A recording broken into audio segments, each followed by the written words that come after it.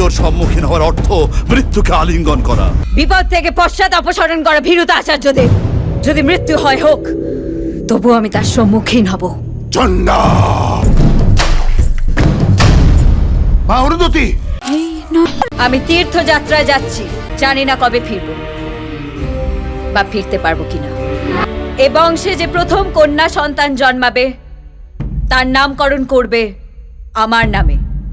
জানবে আমি ওর মধ্যে ফিরে এসেছি। যে সম্মান তোমরা আমায় দিয়েছ, সে সম্মান ও যেন পায়।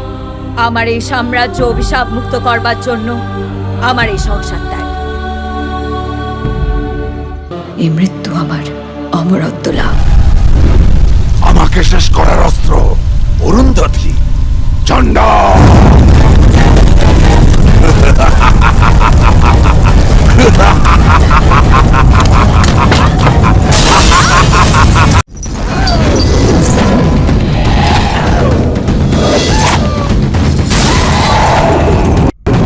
না মণিমা, শেষ করবেন না।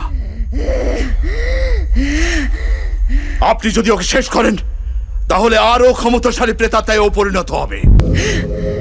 মানে? প্রতিশোধের তাড়নায় ও এখানে এসেছে।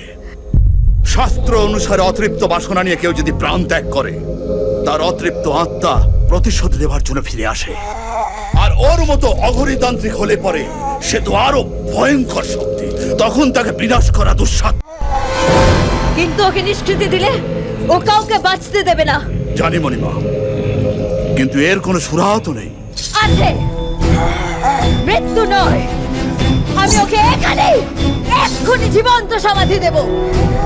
পৃথিবীর সমস্ত শুভ শক্তি দিয়ে ওর সমাধি করে তুলবো আমি।